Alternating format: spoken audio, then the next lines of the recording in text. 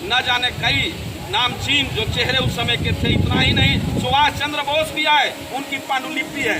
हमारे तो स्वतंत्रता के बाद बहुत बाद में जन्म हुआ, लेकिन उस पन्नों में है। 15 अगस्त, ये आज 15 अगस्त है।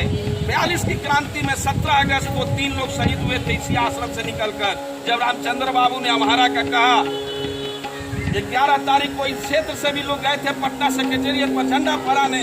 उनके साथी जब शहीद हुए तो उसी समय ऐलान किया कि हम लोग सरकारी दफ्तरों पर झंडा फहराएंगे अपने अपने जगह पर। आपको मालूम होना चाहिए कि उस समय हमारा पोस्ट ऑफिस पर झंडा फहराया गया, आपको लई में झंडा फहराया गया, लुधियाना में फहराया गया, इस तरह से कई सरकारी दफ्तरों पर। और इसी आश्रम में एक नई दिन तय की गई, दिन तय किया गया 17 अगस्त का कि 17 अगस्त को विक्रम थाना पर हम झंडा फहराएंगे। और 17 अगस्त को पूरा हुजूम में आ चुका और हमारा के रामचंद्र बाबू ने कहा, लिखा हुआ है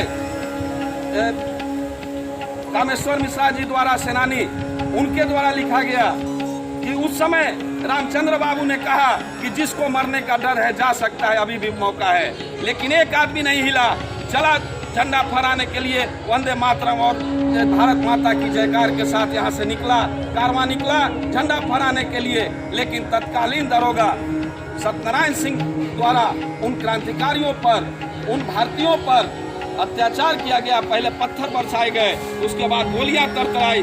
उस गोलियों में बिहार गजब गोरखरी के रंगनाथ, जो एक विद्यार्थी थे पार्वती स्कूल के, आपके सुब्रत जी के दादा थे, त्रिवेणी सिंह, काब के सोरमपुर के बुटाई राम, इन 3 लोगों का नाम आता है, गलत में है। ये शहीद हुए 42 की क्रांति में 17 अगस्त को। उनकी शहादत व्यर्थ न जाए।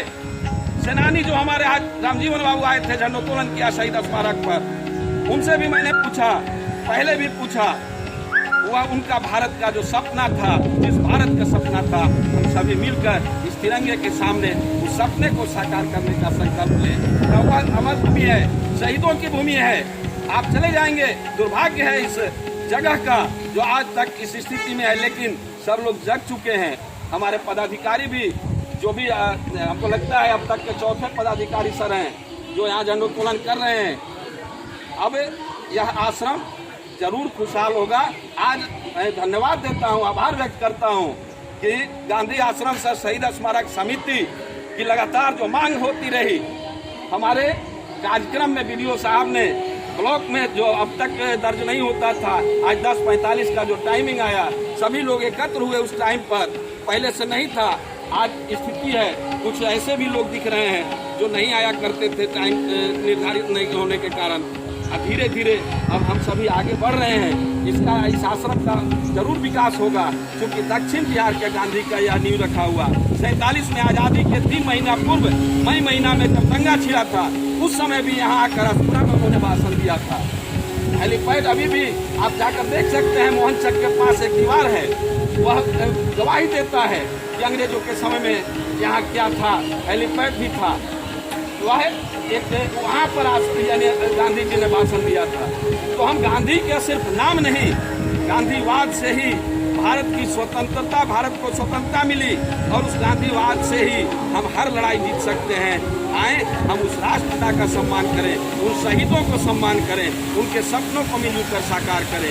उन सभी की खुशहाली, भारतीयों की खुशहाली उनका सपना था, हम खुशहाल भारत बनाएं। इन्हीं चंद शब्दों के साथ सभी के प्रति